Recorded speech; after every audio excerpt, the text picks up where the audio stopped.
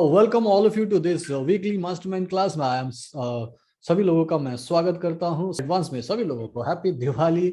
सभी लोगों को कल आज धनतेरस की शुभकामनाएं हैं। Thank you so much. Okay then, so अब आपको मैं चीजों को अच्छे से समझाने की कोशिश करता हूं, जो मैं आपको प्रैक्टिकलिटी में प्रॉस्पेरिटी लाने का तरीका बता रहा हूं। सबसे पहले यहाँ एक सिस्टम लिखा हुआ है, जिसको लिखा हुआ है 6 jars money management system, okay, by T Harv Eker. Okay, Harv Eker साहब ने ये एक्चुअली सिस्टम बनाया है। उन्होंने बताया कि 6 जार मनी मैनेजमेंट सिस्टम से आप पूरे अपने फाइनेंस को मैनेज कर सकते हो। ओके, और इस पर्टिकुलर सिस्टम को मेरे स्टूडेंट्स जानते हैं, जो पुराने स्टूडेंट्स हैं जिन्होंने इसको फॉलो भी किया है। कितने लोगों ने इसे फॉलो किया है टाइप करके बताइएगा। मेरा रिकॉर्डिंग ऑन है, चिंता मत कीजिएगा, रिकॉर्डिंग ऑन है। ओके, वॉइस क्लियर होना चाहिए। वॉइस अभी तो क्लियर है, अभी तो कुछ देर पहले क्लियर था। क्लियर है? यस बोलिएगा। वॉइस क्लियर है? यस बोलिएगा। यस, ओके, ठीक है।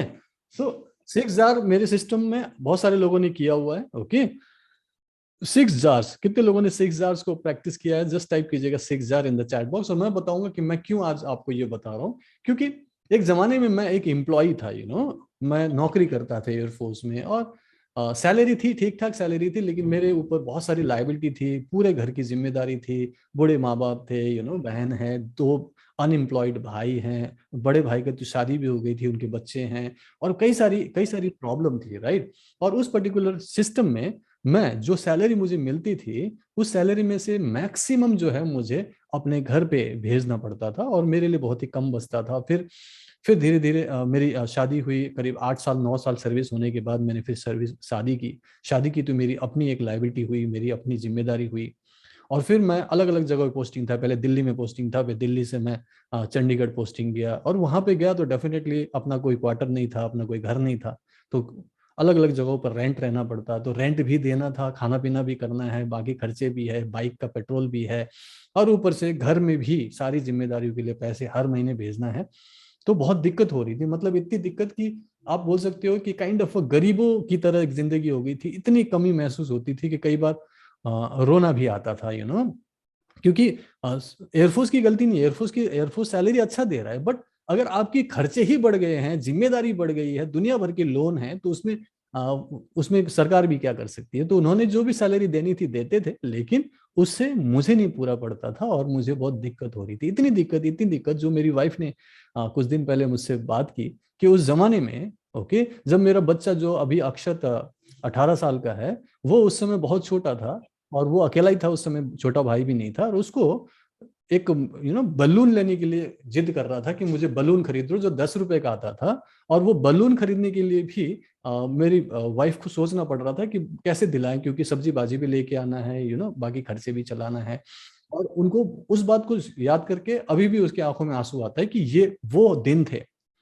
और तब जाके मैं बहुत सारी चीजों की मैं पढ़ता रहता था, किताबें पढ़ता, और फिर मैंने ये 6 jars management money management system के बारे में सुना, और फिर मैंने इसको अप्लाई करना शुरू किया। और आप लोग भी इसे कर सकते हो। 100 रुपए से शुरू कर सकते हो, 1000 से कर सकते हो, 10,000 से कर सकते हो, जो भी आपके पास जो इनकम है, अमाउंट है, उससे शुरू कर सकते हो। और मैंने मिनिमम मिनिमम अमाउंट से शुरू किया, और फिर धीरे धीरे मुझे दिखाई देने लगा कि मैं एक्चुअली फाइनेंस को मैनेज कर पा रहा हूँ। और धीरे धीरे मैंने पैसे सेव करना शुरू किया, धीरे धीरे प्रॉस्पेरिटी के भाव आने लगे। और आज के डेट में तो मैं लाख भी सोच सकता हूँ, 10 लाख भी सोच सकता हूँ, 1 करोड़ भी सोच सकता हूँ, और मैं जो अमाउंट अभी सोचूंगा वो मैं अगले 1 साल में कमा लूंगा, ऐसा भी मतलब भाव है। ये प्रॉस्पेरिटी का भाव, ये कॉन्फिडेंस, ये सारे सिस्टम क्यों और कैसे आता है, शुरुआत कहाँ से होनी चाहिए, वो मैं आपको सिखा रहा हूँ। क्लियर हो गया सभी लोगों को? 6 जार मनी मैनेजमेंट सिस्टम एक शुरुआत होगी आपके फाइनेंशियल एजुकेशन की, जो कि सबसे ज्यादा जरूरी है आज के डेट में। ना आपको कोई स्कूल सिखाता है, ना कोई कॉलेज सिखाता है, ना यूनिवर्सिटी सिखाता है।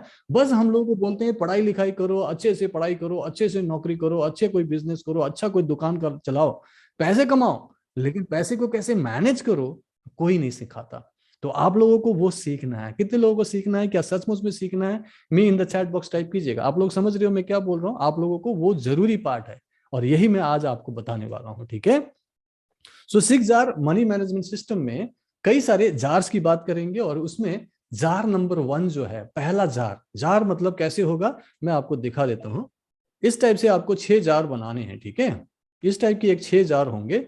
ये 6 जार्स आपको बना के रखने हैं अपने पास, और उसमें आपने पैसे सही तरीके से मैनेज करने के लिए उसे अलग अलग कैटेगरी में रखना है। ओके, पहला जो जार है वो नेसेसिटी का होगा, दूसरा जो जार है वो फाइनेंशियल फ्रीडम का होगा, जिसके बारे में कोई नहीं सोचता, राइट। अपने पैसों से खर्चे पूरे नहीं होते तो फाइनेंशियल फ्रीडम कहां से आएगा, लेकिन हम इस पे काम करेंगे। फिर लॉन्ग टर्म सेविंग के बारे में सोचेंगे, जो क्या है मैं अभी एक्सप्लेन करूंगा। फिर 10% हम एजुकेशन के लिए भी रखेंगे, जिसके बारे में तो हम सोचते ही नहीं। एक बार पढ़ाई लिखाई कर दी तो कर दी, एजुकेशन के लिए कौन पैसा खर्च करेगा, बच्चों के लिए, हमारे लिए थोड़ी है, नहीं करना पड़ेगा। फिर प्ले अकाउंट होता है, जिसको एंटरटेनमेंट अकाउंट कहेंगे, ये भी बहुत जरूरी है। देन आता है charity account, give account. Okay, तो ये 6 अलग अलग जार्स है, और उसमें से पहला जार है नेसेसिटी का, जिसमें आप 50% से ज्यादा खर्च करते हैं। मैं मानता हूं कि आप में से बहुत सारे लोग होंगे जो आपकी इनकम का, सैलरी का 60%, 70%, 80% तक खर्च करते हैं। आप लोग कितना परसेंट अपनी नेसेसिटी में खर्च करते हैं, टाइप करके बताएं। कितने लोग समझ रहे हैं? मैं आप लोगों से पूछ रहा हूं कि आप अपने सैलरी का, मान लो आपको 50,000 सैलरी मिलती है, उसमें से कितने परसेंट आप नेसेसिटीज में खर्च करते हो? आपका घर भाड़ा हुआ, आपके पेट्रोल का खर्चा हुआ, बिजली का हुआ, बच्चों का एजुकेशन, खाना पीना, राइट। 80% बोल रहे हैं, 90% बोल रहे हैं, दीपक कौर, राइट। ओके, 50% वाले बहुत लकी है, 50% वाले बहुत लकी है। इसका मतलब उनकी इनकम ज्यादा है तो वो कर पा रहे। अदरवाइज जिनका नॉर्मल टाइप का अकाउंट है, 30,000, 50,000, 70,000, 1 लाख रुपए जिसकी इनकम है, वो मेरे ख्याल से 70-80% तो खर्चा ही करते हैं, मुश्किल से 10-20% बचा पाते हैं। लेकिन आज से ऐसा नहीं होना चाहिए। ओके, पूरा बराबर हो जाता है, अनामिका बोल रही है, लेकिन मैक्सिमम लोग बोल रहे हैं कि 90%, मतलब 10% बचाते हैं, और बाकी लोग बहुत कम है जो बहुत कम लोग हैं जो 20, 30, 50% तक खर्च करते हैं, बोल रहे हैं। और मैं आपको एक आइडियल सिस्टम दे रहा हूं कि आपको 50% नेसेसिटी के लिए रखना चाहिए। ओके, 50% नेसेसिटी के लिए। आप बोलोगे सर पूरा नहीं पड़ता, लेकिन उसको आपने सही तरीके से मैनेज करना है। ओके, सो जनरल होम एक्सपेंडिचर में इसको पूरा खर्च करो, जिसके लिए सबसे पहले आप ये काम करो। जो बोलते हैं कि सर इतने कम में तो कैसे चलेगा खर्चा, सबसे पहले सिंप्लीफाई कर लो अपनी लाइफ को। Okay, figure out how you can spend less. आपको ये अगले 1 साल के लिए करना है। ओके, 1 साल के लिए जब इस सिस्टम पे काम करोगे तो आपको ऑटोमेटिकली वो प्रोस्पेरिटी का भाव आएगा। ओके, तो अपनी लाइफ को सिंप्लीफाई कर लो। सिंप्लीफाई करने का तरीका मैं आपको एग्जांपल के साथ बताता हूं। जब नोटबंदी हुआ था, राइट, 2016 की बात है शायद, नोटबंदी हुआ था, तो नोटबंदी के टाइम पे हमारे हाथ में पैसे ही नहीं थे। भले ही आपके अकाउंट में करोड़ों रुपए थे, लेकिन आपके हाथ में पैसे नहीं थे, और मिनिमम पैसा आपको बैंक से मिलता था। तो आपने 2 महीना, 3 महीना आपने देखा कि आराम से कम पैसे में चलाया, और ना आप भूखे मरे ना नंगे घूम रहे थे, आपका काम फिर भी चल रहा था। कितने लोगों को याद है नोटबंदी में आपने मिनिमम अमाउंट से पैसे घर चलाया? कितने हजार में चलाया होगा? जस्ट टाइप करके बताइएगा। जितने भी गृहिणियां हैं यहाँ पे ऑलरेडी जानते हैं इस चीज को, राइट। मेरी वाइफ बोलती है कि उन्होंने महीने में 3 से 4 हजार रुपए में सब्जी भाजी सब चलाया। आजकल हर दिन की बात करता हूँ तो कम से कम 500, 600, 700 रुपए का हमारा सब्जी भाजी और फ्रूट्स आते हैं, कम से कम। ओके, और उस जमाने में पूरे महीने उन्होंने चलाया था, राइट। कितने महीना चलाया था, कितने महीने में कितना खर्च करते थे, टाइप करके बताइएगा, आइडिया हो जाएगा। किसी ने बोला 5,000 में हमने चला लिया था पूरा महीना, जबकि आज के डेट में देखेंगे तो वो नहीं चल रहा है, क्योंकि हम लोग एक्स्ट्रा खर्च कर रहे हैं, ज्यादा से ज्यादा लैविश जिंदगी हम जीना चाह रहे हैं, और हमारा मिनिमम से काम चल गया था। सोच के देखिए कि नोटबंदी हो गई है, सोच के देखिए कि बैंक से पैसा नहीं मिल रहा है और आपको मिनिमम में चलाना है, तो कैसे हो सकता है? वो करके देखिए। 1 साल तक हमें इस चीज को फॉलो करना है। फिर आगे जब आपका पूरा का पूरा वेल्थ क्रिएट होगा तो फिर उसके बाद आप खर्चा भी करना, मैं बताऊंगा कैसे चीजों पे खर्चा करेंगे। लाइफ को तो एंजॉय करना ही है, ठीक है। तो सिंप्लीफाई कर लो अपने सिस्टम को, जितना सिंप्लीफाई कर सकते हो करो। देखो कि कहाँ पे फालतू के खर्चे हो रहे हैं, अननेसेसरी खर्चे हो रहे हैं, उसको आप कट ऑफ करो।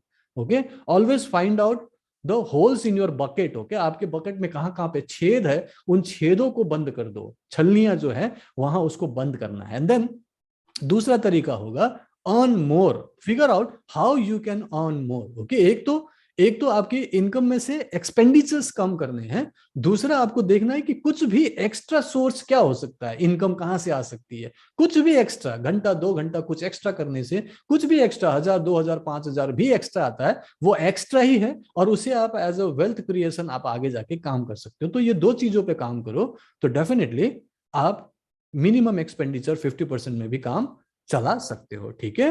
ठीक है। नाउ जार नंबर टू में आपने 10% डालना है, 10% रखना है, वो है इन्वेस्टमेंट अकाउंट। ये मिनिमम 10% होना ही चाहिए। ये कब के लिए है? ये पूरा भविष्य के लिए है, फाइनेंशियल फ्रीडम के लिए है। ओके, ये सिर्फ खाने पीने के लिए नहीं है, घूमने फिरने के लिए नहीं है, फाइनेंशियल फ्रीडम के लिए है।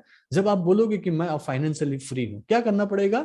इसमें एक नियम है, एक कानून है, वो ये है कि एक बार इस फाइनेंशियल फ्रीडम अकाउंट में पैसा गया 10%, वो आप कभी भी नहीं निकालोगे। मतलब वो निकलेगा नहीं, चाहे कितनी भी इमरजेंसी आए, आप नहीं निकालोगे।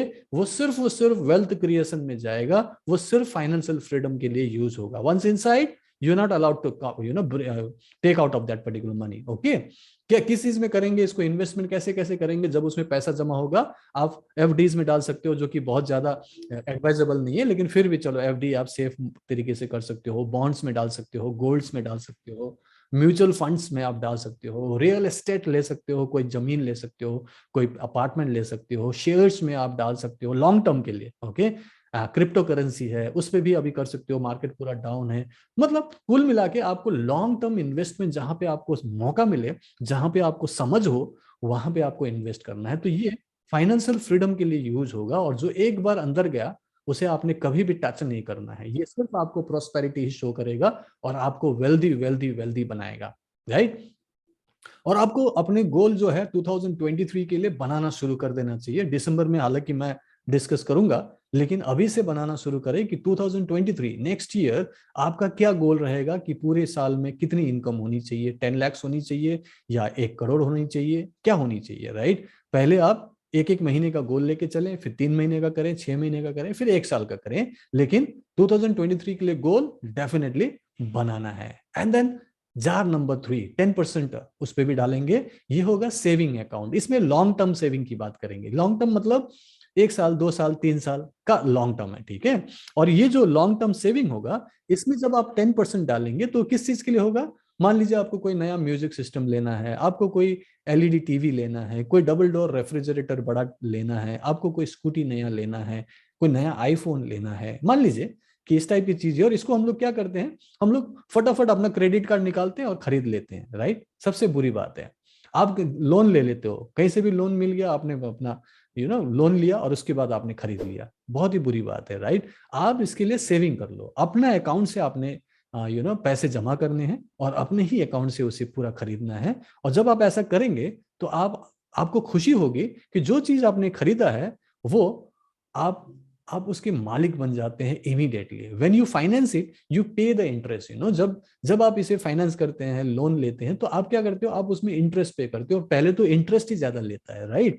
लेकिन जब आप सेव करके उसे खरीदते हो, अपने पैसे से खरीदते हो, you can own it from the beginning and enjoy it. क्योंकि आपको कोई टेंशन नहीं होता, कोई स्ट्रेस नहीं होता, क्योंकि लोन का जो स्ट्रेस है, वो आपको दिमाग हमेशा टेंशन दे के रखेगा, राइट। इसीलिए आप कोशिश करें कि ऐसे 10% जमा करके आपकी जो छोटी मोटी इच्छाएं हैं, जो चीजें आपको चाहिए अपनी लाइफ को थोड़ी सी लैविशली जीने के लिए, ऐसी चीजों की जो जरूरत है वो पूरी कर सके, जिसके लिए आपको हर महीने 10% जमा करने ही करने।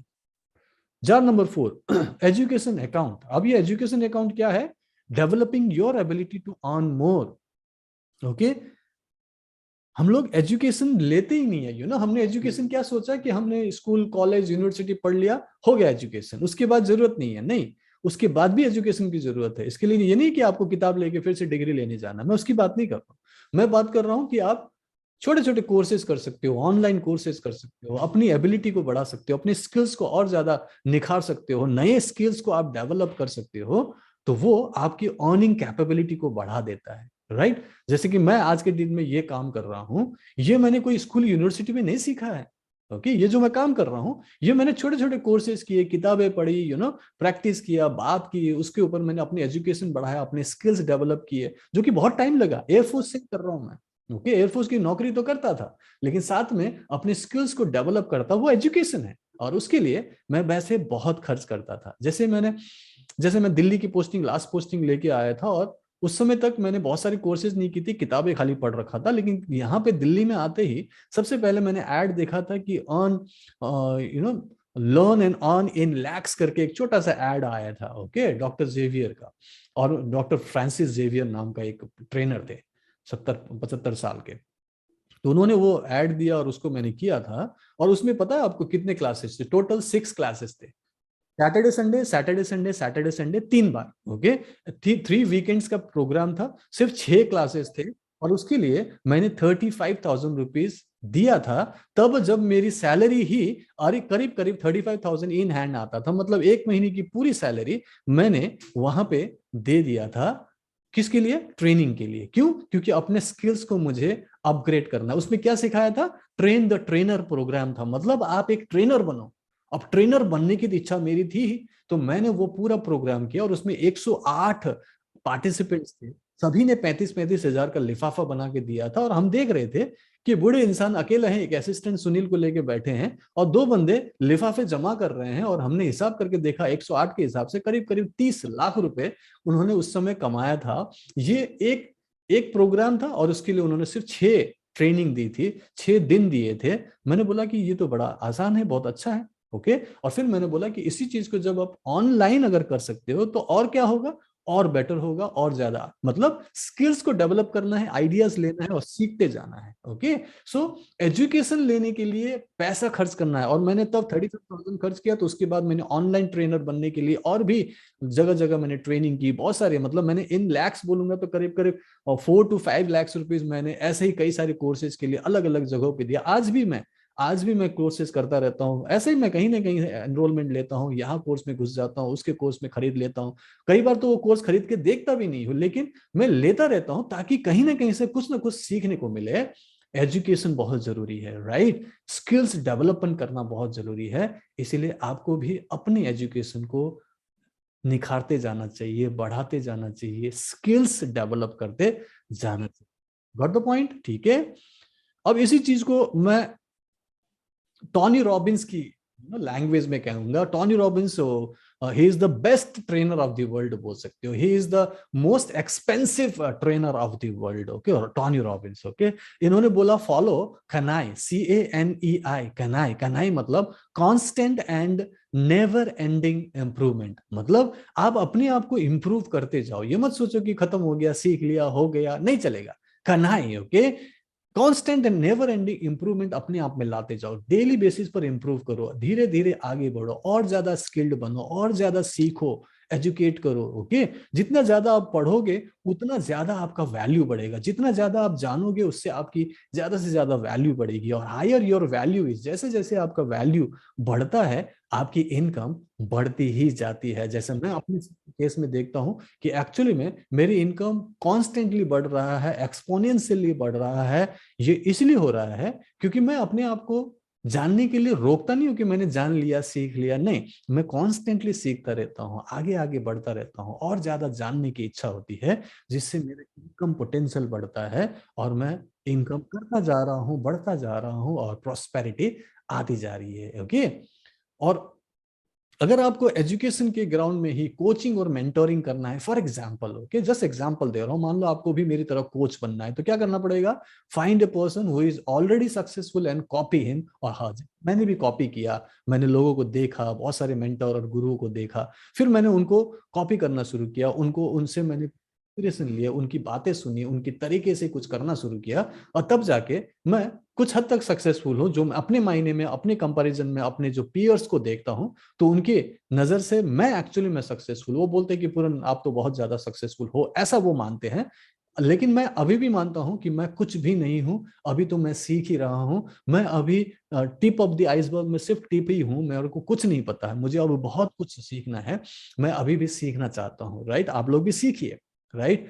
जार नंबर 5, 10% आपने प्ले अकाउंट में देना है, खेलने वाला अकाउंट, एंटरटेनमेंट, री एनर्जाइजिंग योरसेल्फ। ओके, ये एंटरटेनमेंट भी बहुत जरूरी है। ओके, मॉल में जाना, मूवीज देखना, कहीं पिकनिक में चले जाना, दिन भर के लिए काइंड ऑफ गेम्स खेलना, घूमते रहना, एंजॉय करना बिना काम के, मतलब आप एंजॉय भी कर सकते हो लाइफ को। ऐसे थोड़ी कि हमेशा काम ही करते रहेंगे और परेशानी में ही जीते रहेंगे। ओके। इसीलिए इसीलिए आपको किस चीज के लिए ये 10% जमा करना है? मान लीजिए आपको बहुत अच्छा हेयर कट चाहिए, हालांकि हेयर कट तो लेते रहते हैं, लेकिन मान लो कि बहुत बढ़िया चाहिए, किसी बड़े सैलून में चाहिए, बड़े से ब्यूटी पार्लर में चाहिए, तो पैसे खर्च करना पड़ेगा आपको। किसी बड़े सेलिब्रिटी से आपको कटवाना है तो मसाज करना है, बहुत हाई फाई 5 स्टार होटल में जाइए, मान लीजिए किसी मसाज पार्लर में जाके बढ़िया से मसाज ले रहे हैं, मैनिक्योर कर रहे हैं, पेडिक्योर कर रहे हैं, फेशियल आपको चाहिए बढ़िया वाला, ओके।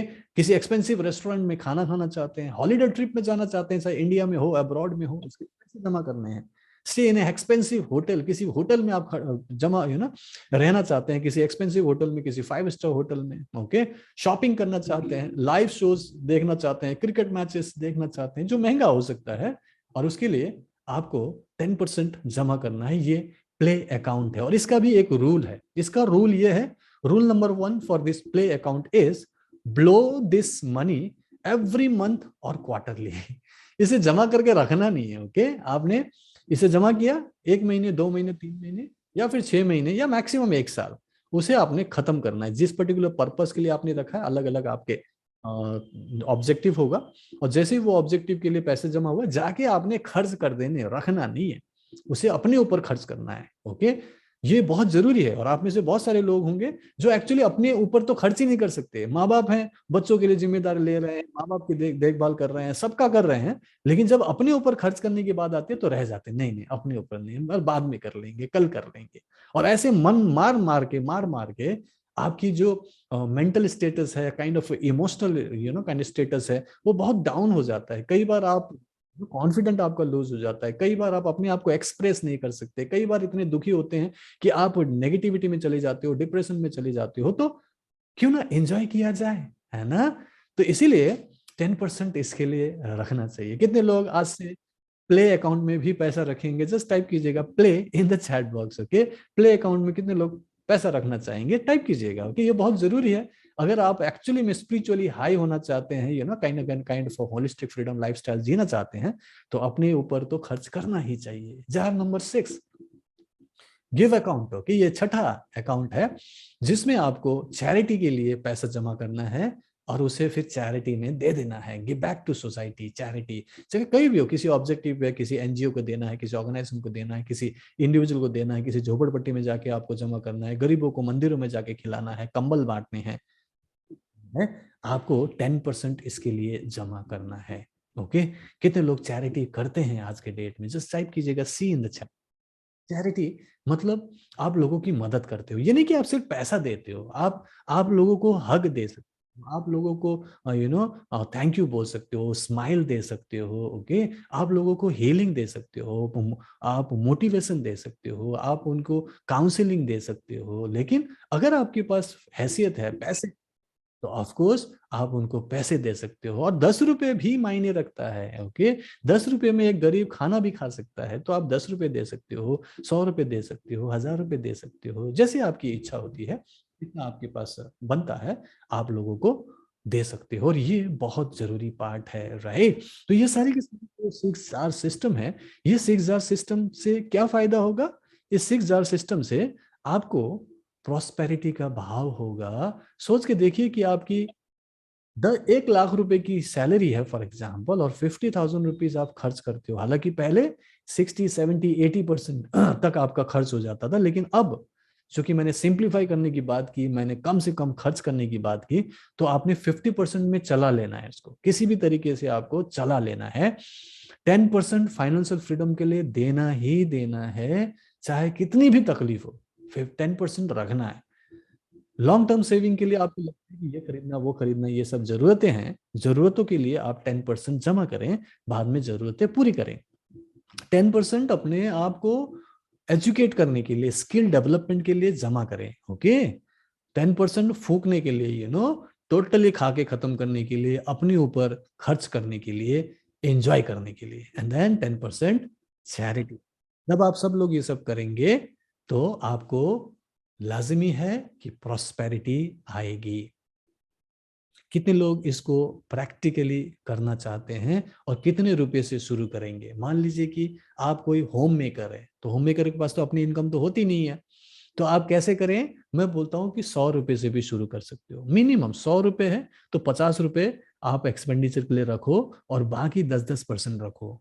आपके पास 1000 रुपए है, तब भी आप ऐसे ही करो, 500 रुपए रखो, और 500 रुपए को ऐसे ही डिस्ट्रीब्यूट करो। आपके पास 10,000 रुपए है, उसको भी ऐसे ही करो, 5,000 रुपए खर्च करने के लिए रख दो, लेकिन बाकी चीजें जो है ऐसे ही, ओके।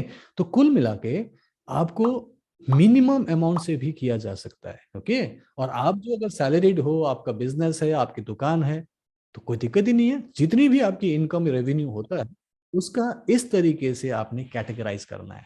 और जिसकी बहुत ज्यादा इनकम है ओके, तो वो लोग 6 अलग अलग अकाउंट ले सकते हैं।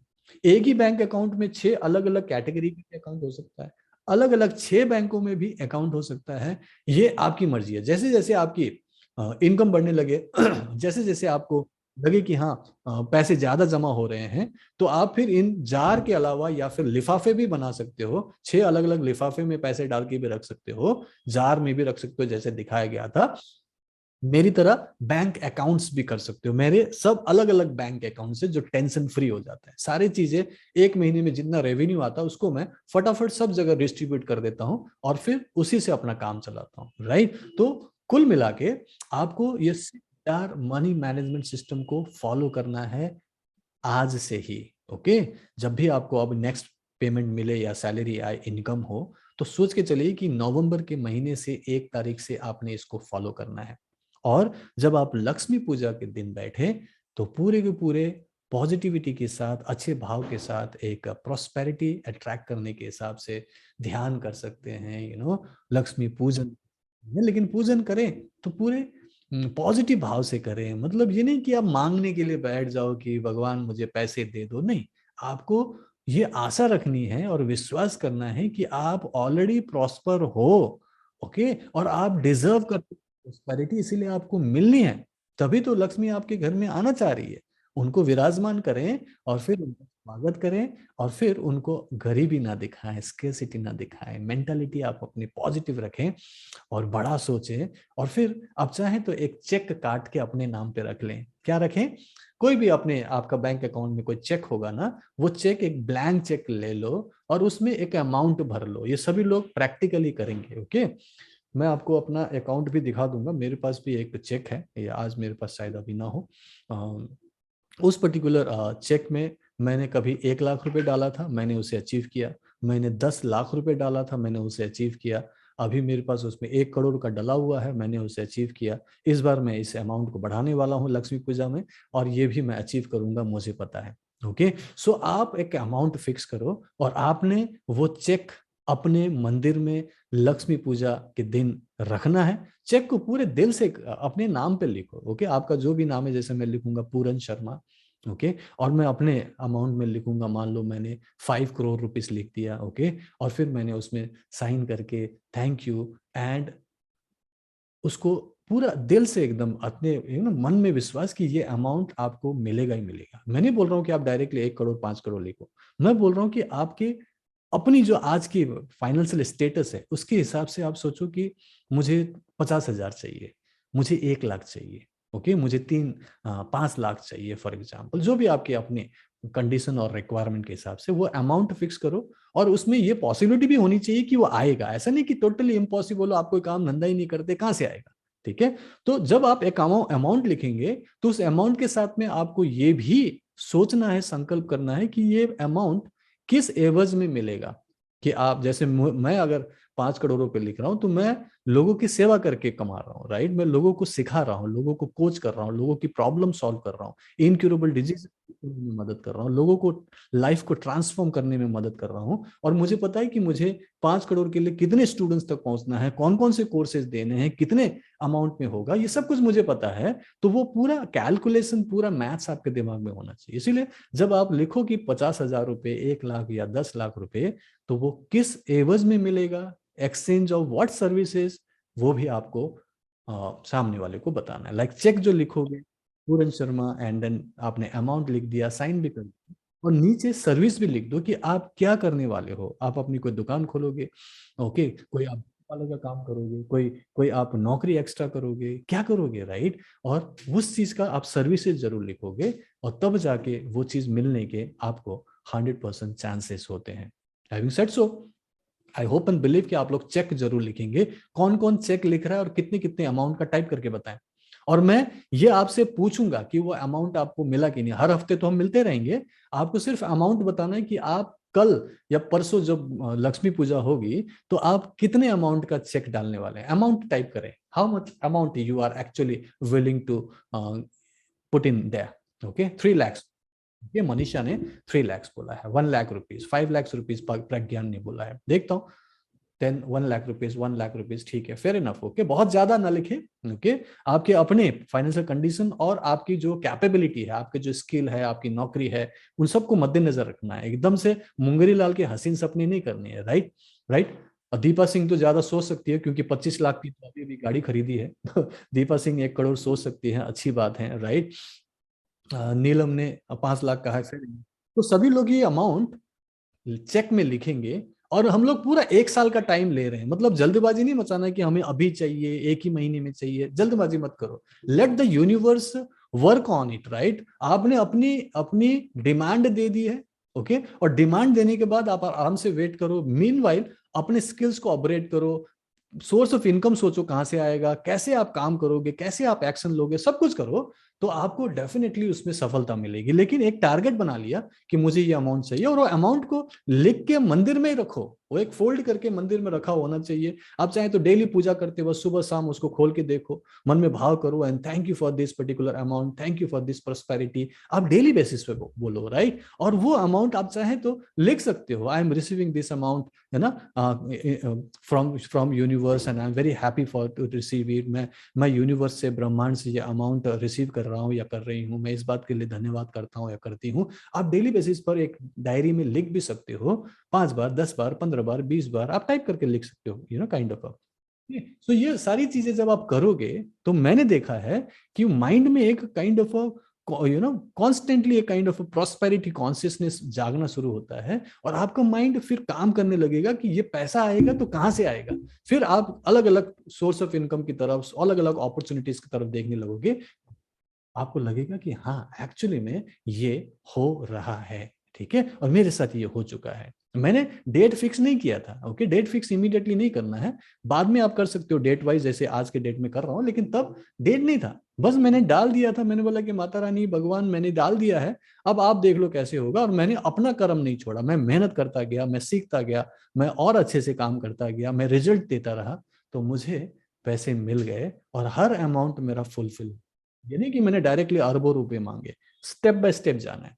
ओके, जहां मैं हजारों में था मैंने 1 लाख बोला, जब 1 लाख रुपए अचीव हो गया, 2-4 लाख कर रहा हूं तो मैंने 10 लाख बोला, 10 लाख रुपए आसानी से होने लगा तो मैंने बोला 1 करोड़। राइट, और तब जाके आज के बोल सकता हूँ कि यस, मैं करोड़पति हूँ। राइट, ठीक है, वेरी गुड। सो बहुत सारे लोगों ने बहुत कुछ लिखा है, राजकुमार ने पता नहीं 50 लाख लिखा है, बट जैसा भी है, ओके, मेन है कि आप लोगों को विश्वास करना है और अकॉर्डिंगली इस पे काम करना है। ठीक है, सो हैविंग सेड सो, ये पर्टिकुलर जो सेक्शन है यहीं पे मैं इसको विराम दूंगा। आप लोगों को धनतेरस की बहुत बहुत शुभकामनाएं। ओके, कल छोटी दिवाली, लक्ष्मी पूजा है। आई होप एंड बिलीव कि आप लक्ष्मी पूजा इस बार इस भाव से करेंगे, मांगने वाली भाव से मत कीजिएगा, देने वाला भाव कीजिएगा। ऊपर वाले को बोलना है कि मुझे इतना दे, मैं अपनी जरूरत पूरी कर लूं और फिर मैं लोगों की भी सेवा कर सकूं, दूसरों को भी दे सकूं,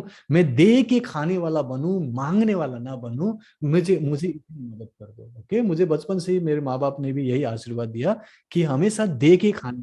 राइट, और मैं आज के डेट में दे पा रहा हूँ लोगों को, लोगों की लाइफ चेंज कर पा रहा हूँ। ये माता पिता का आशीर्वाद, गुरुओं का आशीर्वाद है। और आई होप एंड बिलीव कि आप लोग भी इसी भाव से, इसी भाव से कल से, परसों से काम शुरू करेंगे जब आप लक्ष्मी पूजा करेंगे। ठीक है, लक्ष्मी पूजा का ये कतई मतलब नहीं रहना है कि पूजा कर लिया तो सब कुछ हो गया है। आपको कर्म करने हैं, क्योंकि कर्म ही नहीं करेंगे, आप सेवा ही नहीं करेंगे, आप लोगों की प्रॉब्लम ही सॉल्व नहीं करेंगे, तो पैसे कहाँ से आएंगे। क्लियर हो गया। और आप लोगों को जो भी अच्छा लगा इस पर्टिकुलर क्लास में आप लिख के दे सकते हो। और मैं अब एक्सपीरियंस शेयरिंग में जाता हूँ। Right, and thank you so much for this particular listening to my this particular lecture, and I hope and believe कि आप लोगों को अच्छा लगा। और जो लोग मुझे यूट्यूब में देख रहे हैं, अगर आपने ये चैनल सब्सक्राइब नहीं किया तो प्लीज सब्सक्राइब कीजिएगा। और अगर आप इस वीडियो को आप लाइक कर रहे हैं तो प्लीज इसे लाइक एंड शेयर जरूर कीजिएगा। और आपकी जो भी मन में विचार हैं कमेंट बॉक्स में जरूर बताइएगा। अगर आपको मुझसे रेकी एंड माइंड पावर सीखना है तो आप नीचे दिए गए लिंक पर जाकर क्लिक कर सकते हैं और आप मुझसे लाइव मिल सकते हैं। मैं आपको फ्री एक क्लास कराऊंगा जिसकी डिटेल नीचे दिया गया है। सो आप नीचे दिए लिंक पर जाकर क्लिक जरूर करें। मैं आप लोगों से अगली वीडियो में मिलता हूँ। Bye bye, take care and reiki bless you. Thank you so much.